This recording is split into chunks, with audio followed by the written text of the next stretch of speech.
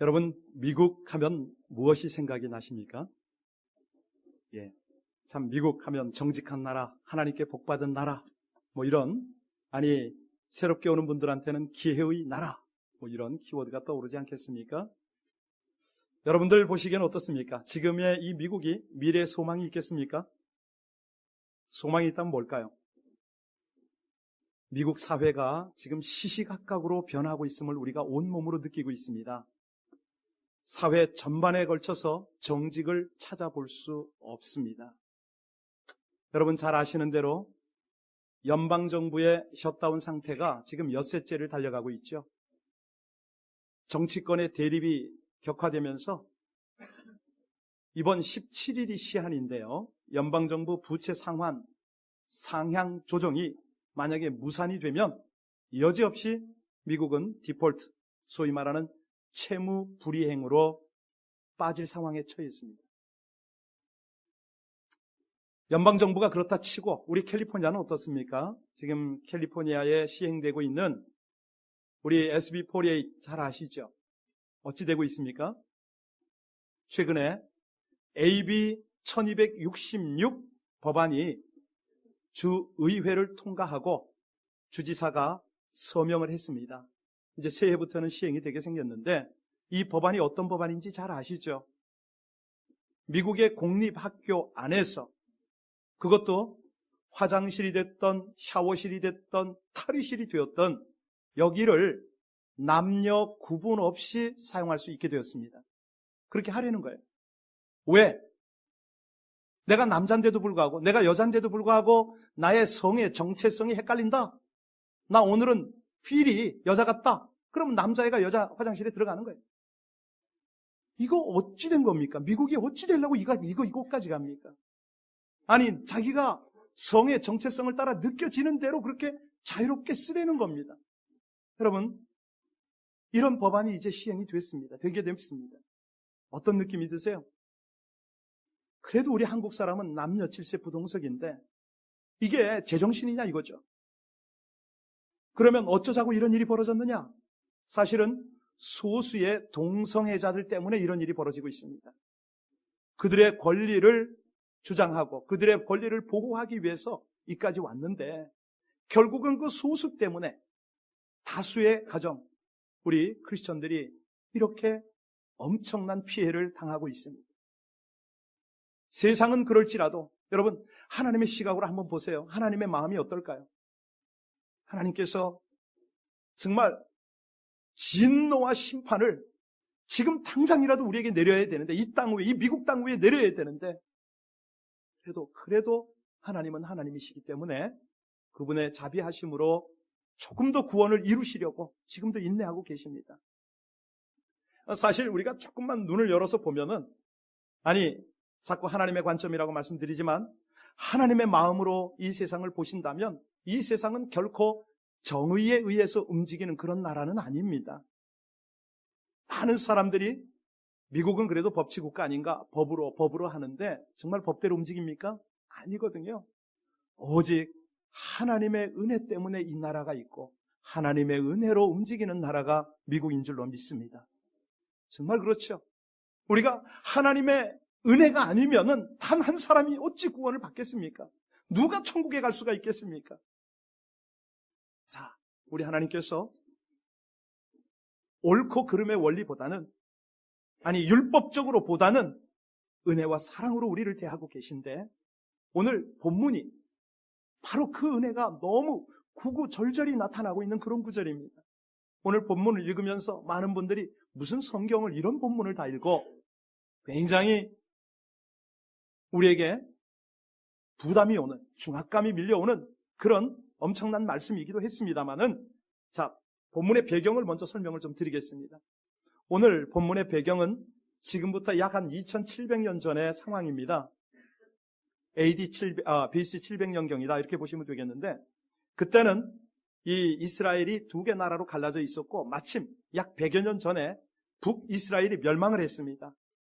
아수르의 강력한 공격을 받아서 멸망을 했고요. 남아있던 남왕국 유다 그들의 상황이 어땠느냐? 북쪽의 신흥 왕국 바벨론이 막 압력을 가하고 있었고요. 남쪽에서는 애굽이라는 나라가 얼마나 밀어붙이는지 그 강대국 사이에 끼어가지고 아주 어려운 상황에 처해 있었습니다. 이 두 강대국이 언제 쳐들어올지 모르는 매우 어려운 상황입니다. 문제는 뭐냐면 이 어려운 상황에서 국민들이 정신을 차리지 못한 거예요. 아니, 하나님의 백성들이 망할 수밖에 없는 이런 상황에서 신앙을 저버리고 있었습니다. 하나님께서 그때 어떤 일을 만들어 가시냐면 바로 한 사람, 그 한 사람을 세웠습니다. 그가 소위 눈물의 예언자라는 별명을 가진 누구? 예레미야입니다. 예레미야는 20살도 안 된 약관의 나이로 하나님의 부르심을 받았죠. 그 부르심의 장면이 예레미야서 1장입니다. 2장과 3장 내용을 통해서 하나님께서는 유다 백성들의 죄악을 지적을 하세요. 아주 적나라하게 파헤치시죠. 4장에 와서는 그 죄악들로 인하여 내가 심판할 수밖에 없구나, 아주 단호하게 선포를 하셨습니다. 한마디로 더 이상 돌이킬 수 없는 그들의 범죄가 하나님의 심판이 그 채찍이 내려질 수밖에 없는 상태까지 이르렀다. 이것이 우리 4장까지의 내용이었다라고 생각을 하시고요. 이제 5장으로 넘어오겠습니다. 그런데 우리 하나님께서는 아직도 그들에게 한 가닥 가능성을 남겨두셨습니다. 유다를 멸망시키기 전에 마지막 기회를 주시는 거죠. 이 미국을 세계 속에서 이제는 묻어버리기 전에 다시 한번 기회를 주시는 겁니다. 그 기회의 조건이 뭐냐면 빨리 신속하게 한 사람을 찾으라는 것입니다. 그 한 사람만 찾으면 멸망당할 수밖에 없는 유다 민족을, 이 미국 땅을 불쌍히 여기고 긍휼히 그렇게 여기셔서 용서해 주시겠다. 여기서 잠깐만요. 여러분과 저가 사람 아닙니까? 여러분의 자녀 중에, 여러분이 사랑하는, 여러분이 나름대로 챙겨주는 사람 중에 그렇게 사랑을 베풀고 그렇게 기대를 했는데 끝내 그 기대를 저버리고 돌아올 생각을 안 한다. 여러분들은 어찌 하시겠습니까? 도저히 가능성이 없다. 이런 판단이 내려졌을 때 여러분들의 자식을 여러분들은 어떻게 처리하시겠습니까? 아니, 여러분들이 만약 하나님이라면 지금 이런 상황에 미국 땅을 어찌 하시겠습니까? 한번 생각해 보세요. 열국 중에서 특별히 선택한 이스라엘입니다. 기적적인 방법으로 노예 생활을 청산시켜 주신 이스라엘입니다. 40년 동안 그 광야 가운데 배골치 않도록 날마다 만나를 공급하셨고, 춥고 더울 때는 불기둥과 구름기둥으로 그렇게 마음을 다해서, 정성을 다해서 이 백성을 인도했습니다. 수천 년 동안, 아니 수백 년 동안 그렇게 수많은 나라들이 공격을 했을 때 끝까지 보호하고 지켜주셨습니다. 그런데 그들이 그 은혜를 배반하고 떠났거든요. 여러분들은 어찌 하시겠습니까? 당장 요절을 내겠죠. 배신을 당했으니까. 아니, 배신만 했어도 괜찮은데 악행을 저지르니까. 그런데 하나님이 또다시 기회를 주세요. 하나님이 또다시 기회를 주시는데 그 기회를 갖게 하기 위해서 애타게 찾는 그 사람이 있었으니 그 사람이 누구길래 도대체 그 사람만 찾으면 죄를 사하겠다고 말씀하시는가?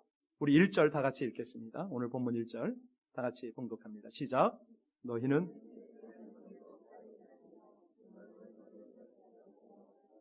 너희가 만일 정의를 행하며 진리를 구하는 자를 한 사람이라도 찾으면 내가 이 성읍을 용서하리라. 한 사람만 찾으면 내가 유다를 멸하기로, 이 미국 땅을 심판하기로 한 계획을 취소하고 예루살렘을 용서해 주신다, 이 말씀입니다. 한 사람을 찾으려는 것이죠. 여러분, 여기서 중요한 것은요, 이 예루살렘이 적지 않은 인구인데 한 사람을 찾으라는 것에 우린 주목을 해야 됩니다. 여러분 잘 아시는 대로 유혹과 타락의 도시, 그러면 어디가 생각납니까? 성경 안에서? 그렇죠. 소돔과 고모라. 소돔과 고모라는 멸망하지 않으려면 몇 명의 의인만 있으면 된다고요? 10명. 여기서 우리는 하나님의 마음을 좀 읽어야 됩니다. 아니, 그렇게 타락한 소돔과 고모라가 10명이라면 지금 이 상황은 어떨까? 어떻게 타락을 얼마나 타락했길래 한 명만 찾아도 하나님이 구원하신다고 하셨을까? 여러분, 이 소돔과 고모라에서 10명을 찾지 못해서 멸망을 당했다면, 자, 유다와 예루살렘은 한 명만 찾아도 내가 멸망을 면하겠다는 이 하나님의 마음 좀 느껴지세요? 한마디로 여기서는 육신의 질병, 그 소위 말하는 그 뭡니까? 성병이 아니라 영적인 중병에 걸렸어요. 아주 중한 영적 질병에 걸렸다는 것이죠. 그 내용이 바로 2절입니다. 같이 읽겠습니다. 시작. 그들이 여호와께서 살아계심을 두고 맹세할지라도 실상은 조금 느껴지세요? 하나님께서 그렇게 찾으시는데 정의를 행하고 진리를 구하는 그 사람 하나를 만날 수가 없다는 것입니다. 악을 행하기에 너무 바쁘다는 것이죠. 사실 여러분, 우리가 지금 이렇게까지 접근하면서 유다가 도대체 어떤 상황인가 궁금할 텐데요. 유다 백성들은 그래도 경건했습니다. 우리가 볼 때는. 그 거민들은 적어도 절기를 따라 꼬박꼬박 예배 드리고 하나님이 원하시는 헌물 제대로 하고 다 했어요. 율법도 나름대로 지켰습니다. 그런데 하나님의 평가는 이겁니다. 여기 2절을 잘 보시면은 나름대로 진실하게 산다고 맹세도 하고 그렇게 말을 했지만 입술로는 말하지만 거짓 맹세일 뿐이다. 하나님의 이름으로 맹세하는데 그것이 하나님의 이름을 팔아서 다른 사람을 속였다는 거예요. 자기 이익만 챙겼다는 것이죠. 더 정확하게 말하면 하나님을 기만했다는 것입니다. 이명박 장로님이요, 현대그룹의 사장으로 계실 때 이야기입니다. 이분이 간증하는 걸 들었는데 많은 사람들이 그분에게 도움을 받으려고 찾아왔다고 그러죠. 왜? 이명박 씨가 장로인 것을 알기 때문에 특히 신앙인들, 예수 믿는 사람들이 많이 찾아왔는데요. 사무실에 들어오면 딱 특징이 있답니다. 사무실에 들어오자마자 앉아서 뭐부터 해요? 기도부터 한답니다. 그리고 도움을 청하고 돈을 빌려가기도 했는데 그 이명박 장로님의 말에 따르면 사무실에 앉아서 오래오래 기도한 사람일수록 어떻다? 약속 안 지키고 빌려간 돈 안 갚는답니다. 아니, 자신을 포장한 거예요. 사람을 믿게 만드는 거죠. 남을 속이는 거예요. 남만 속이나요? 자신 속이죠. 하나님도 속여요. 이중 삼중적인 이런 모습으로 살아가는 것, 여러분, 이게 남의 이야기냐 이거죠. 미국 사람들의 이야기냐 이거죠. 바로 저의 이야기고 우리 모두의 이야기 아닌가요? 그렇죠. 겉으로는 목사인 척하고 경건한 신앙생활하는 척하는데 여전히 진실된 마음보다는 경건으로 포장된 위선적 행동이 더 많지 않은가? 말은 할 때마다 그럴싸한데 삶으로는 아무런 예수의 향이 드러나지도 못하는 그런 이중적인 삶은 아닌가? 오늘 본문은 그것을 진단합니다. 우리 하나님이 원하시는 게 뭐라고요? 우리 마음에서부터 나오는 진실된 신앙. 아니, 우리 하나님은 긍휼의 하나님 아닙니까? 이 긍휼히 여기시는 하나님 앞에서 제발 좀 꾸미지 말라는 거죠. 그냥 있는 그대로 자연스럽게 삶으로 드러나는 그런 진실한 신앙생활하면 안 되겠니? 하나님 이 말씀을 하세요. 여기서 잠깐만요. 우리 하나님의 마음을 좀 이해하러 가볼까요? 여기 여러분들 잘 아시는 긍휼이라는 단어, 이 단어의 뜻이 뭔지 아십니까? 이 긍휼이라는 말은 히브리어로는 라함이라고 합니다. 라함, 이 뜻이 뭐냐면 창자 혹은 내장, 이런 의미가 담겨 있습니다. 왜 긍휼이라는 말을 쓰면서 창자, 내장이라는 말을 쓸까요? 하나님께서. 왜 쓸까요?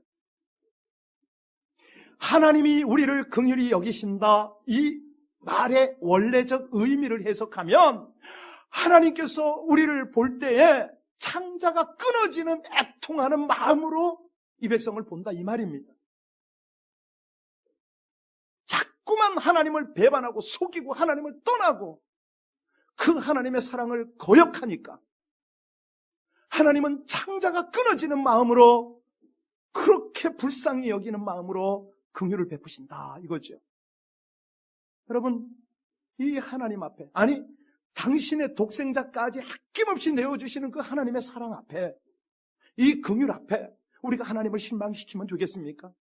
물론 사람이니까 실수하고 넘어집니다. 범죄도 합니다. 그런데 그 상황마다 하나님은 창자가 끊어지는 그런 심정으로, 그 아픔으로 우리를 불쌍히 여겨주시고 그렇게 우리 가운데 함께 하신다는 거죠. 그 하나님을 또 아프게 해드리겠느냐? 이 마음을 가지고 오늘 본문을 좀 더 봅니다. 4절, 5절을 볼 텐데요. 여기를 보면 그렇습니다. 이 본문의 유다 백성들은요, 하나님의 율법을 연구한 사람들이에요. 아니, 하나님의 법에 대해서는 모르는 것이 없다고 자부하던 사람들입니다. 그런데 자신들을 긍휼히 여기는 하나님 아버지의 마음을 안다 모른다. 아니, 하나님께서 그들이 하나님의 법을 모른다고 그렇게 말씀하시는 거예요. 4절 5절 같이 읽겠습니다. 시작. 내가 말하기를 이 무리는 비천하고 어리석은 뿐이라 여호와의 길 자기 하나님의 법을 알지 못하니 내가 지도자들에게 가서 그들에게 말하리라. 그들은 여호와의 길 자기 하나님의 법을 안다 하였더니 그들도 일제히 멍에를 꺾고 결박을. 지금 유다 백성들이 율법을 알고 있다고는 하지만 율법에 순종해서 하나님을 기쁘시게 해드리는 삶은 없다, 이 말씀 아닙니까? 우리 교회가 지금 올해 성경 일독 중입니다. 여러분들이 성실하게 통독을 하고 계셔서 얼마나 감사한지 모르겠습니다. 그런데 중요한 것은 성경을 읽기만 하고 그 말씀을 따라 살며 삶의 열매가 없다면 무의미하다는 것입니다. 하나님께서는 오늘도 그 말씀을 따라서 성실하게 살아가는 그 사람에게 관심이 있거든요. 아니, 잘 안 되니까 말씀대로 한번 살아보려고 몸부림을 치는 그 사람을 지금 하나님이 보고 싶어 하세요. 왜 그러냐면 오늘 본문을 더 깊이 보시면요, 이 유다 백성들은 종교적인 타락뿐만 아니라 윤리적 타락이 이루 말할 수 없을 정도였습니다. 여러분, 이 동성애자들 한번 보세요. 그들이 윤리적 타락을 하니까 평균 연령이 45세도 안 됩니다. 남자들이요, 항문이 열려가지고 기저귀 차고 다녀야 돼요. 줄줄줄줄 쏟고 다닙니다. 웬일입니까? 여기 오늘 이 본문에도 보면은 하나님께서 왜 그렇게 안타까워 하시냐면, 아니 그들에게 물질적 풍요를 주셨더니, 부족함이 없게 해주셨더니 그걸 가지고 어떻게 산다? 부도덕한 삶을 살아가기에 급급했다는 거 아닙니까? 우리 7절 8절 같이 보겠습니다. 7절 8절 시작. 내가 어찌 너를 맹세하였으며 내가 그들을 배불리 먹인즉 그들이 간음하며 창기의 집에 허다히 모이며 그들은 두루 다니며 살찐 순말같이 각기 이웃의 아내를 따르며, 오죽했으면 하나님께서 야, 이 발정난 순말 같은 인간들아, 너희들 음탕한 눈 가지고 죄 지을 기회만 찾고 다니냐? 도저히 못 봐주겠다, 이 말씀입니다. 아니, 하나님 주신 복을 가지고 죄 짓기 위해서 온 사방을 두루 다니고 있으니, 여러분, 이걸로만 끝나면 얼마나 좋겠습니까? 하나님 여기서도 더 이상 우리가 너무 아픕니다. 힘듭니다. 더 이상 두렵습니다. 안 듣고 싶습니다. 우리 이렇잖아요. 그런데 6절에 오늘 뭐라고 그러셨어요? 6절 가서 보겠습니다. 시작. 그러므로 수풀에서 나오는 사자가 그들을 죽이며 사막의 이리가 그들을 멸하며 표범이 성읍들을 엿본즉 그리로 나오는 자마다 찢기리니 이는 그들의 허물이 많고 반역이 심하다고 하나님께서 탄식을 하십니다. 여러분, 그렇다면 우리가 여기서 가장 본질, 원론적으로 하나님이 원하시는 두 가지는 뭘까? 잘 아시죠? 첫 번째, 하나님이 원하시는 게 뭡니까? 십계명에도 나타나 있고 예수님도 가르치셨고, 자, 크고 첫째 되는 계명은 내 하나님을 사랑하라, 하나님을 경외하라는 것이죠. 우상 숭배를 철저히 거부하고 오직 하나님만 사랑하고 하나님이 나의 모든 것이 되신다는 고백을 하며 살아라. 이것이 첫 번째 하나님의 부탁이고, 두 번째는요, 너희가 나의 백성답게 바르게 살면 안 되겠니? 내 백성답게 정직하게 살아라. 서로 이웃 간에 사랑하며 살아라. 죄에 물들지 말고 살아라. 이것이 하나님과 언약 맺은 백성들의 삶의 두 가지 원칙이죠. 본질이죠. 하나님의 요구지요. 그런데 이스라엘 백성들이 이 둘 다 실패라고 말았습니다. 하나님 대신 뭘 섬겼습니까? 돈 섬기고 우상 섬겼어요. 쾌락을 섬겼어요. 아니, 바른 삶을 살라고 그랬더니 음탕하고 타락한 삶을 쫓아갔습니다. 그래서 우리 하나님의 마음이 이처럼 아픕니다. 미가서에 보면 하나님이 뭐라고 그러시냐면, 사람아, 주께서 선한 것이 무엇임을 내게 보이셨나니 여호와께서 내게 구하시는 것이 오직 공의를 행하며 인자를 사랑하며 겸손히 내 하나님과 함께 행하는 것이 아니냐. 하나님을 사랑하고 겸손하게 하나님과 동행하는 것, 이걸 하나님이 그처럼 원하십니다. 오늘 미국의 이야기를 하니까 예전에는 안 그랬는데, 예, 그렇죠. 중세시대 때도 그랬습니다. 여러분들 잘 아는 종교개혁 당시에 존 낙스가 스코틀랜드 출신이죠. 종교개혁 선구자 중에 한 사람이었습니다. 당시 여왕이 메리 여왕이었는데 그는 열심히 있는 카톨릭 신자였죠. 그 여왕이 스코틀랜드의 모든 개신교 이 신자들을 다 죽이라 명령을 내린 그날 밤에 이 존 낙스는 서재에 들어가서 기도했습니다. 피를 토하는 마음으로 간절히 기도했습니다. 그때 그 기도 내용이, 하나님, 이 스코틀랜드를 제게 주십시오. 아니면 저를 데려가십시오. 죽여주십시오. 아주 결단의 기도를 드렸습니다. 계속했죠. 그런데 얼마 있지 않아서 메리 여왕이 중병으로 죽었습니다. 그때 메리 여왕이 죽기 전에 남긴 유명한 말이 오늘도 모든 신학자와 이 사역자들에게 아주 도전이 됐죠.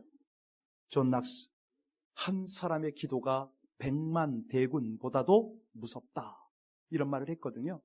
여러분, 한 사람의 기도가 이 스코틀랜드의 수많은 종교 개혁, 그 개신교 신자들의 목숨을 살렸습니다. 오늘 칼럼에도 썼지만 일제시대 때 도산 안창호 선생이 뭐라고 그랬습니까? 지도자가 없는가? 지도자를 찾지 말라. 너희 스스로가 지도자가 되어라. 네가 하면 되지 않겠느냐? 이런 말을 했지 않습니까?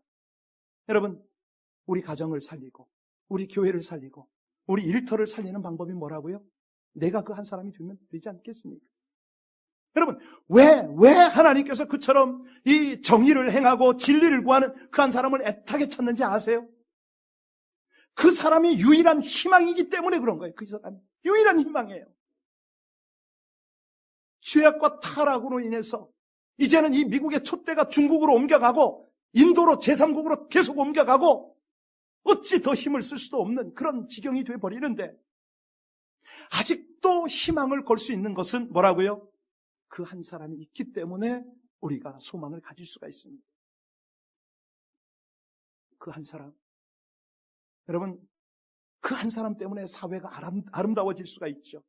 위기의 가정이 회복이 될 수가 있습니다. 불경기에 힘들어하는 직장과 일터에 하나님의 역사가 일어날 수가 있다는 것이죠. 여러분, 지금부터 질문할 텐데 잘 대답하시기 바랍니다. 죄악이 관영해서 땅을 완전히 물로 휩쓸어야 되는 상황 속에서 누구 한 사람이 있었어요? 예, 그렇군요. 노아 한 사람이 있었습니다.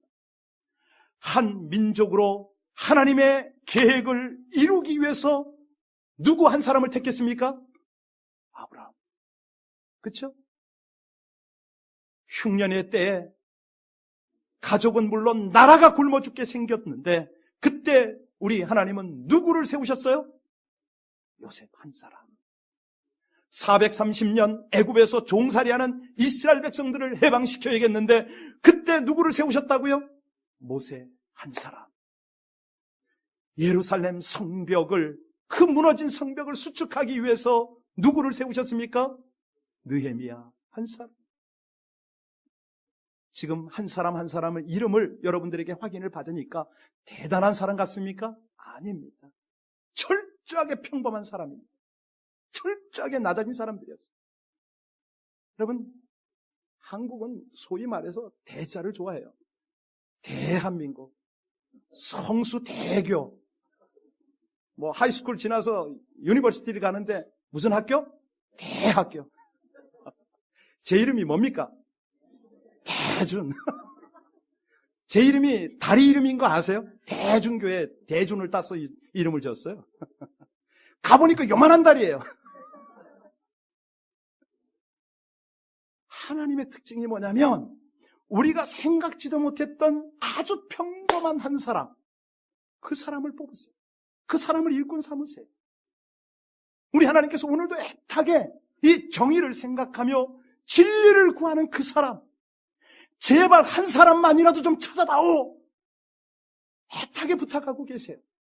이 음성이 여러분 심장에 새겨지기를 주의 이름으로 축원합니다. 여러분 그런 사람 보셨습니까?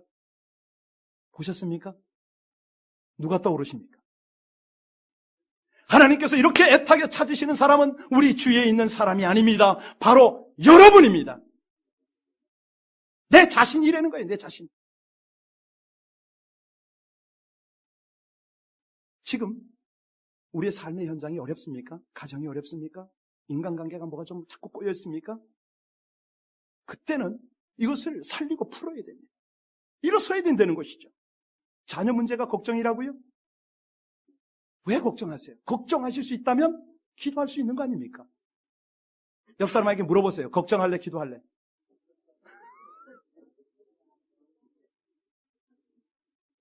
걱정하는 대신에 새벽기도 나와서 부르짖으라고 30일 특세 들어가잖아요, 지금.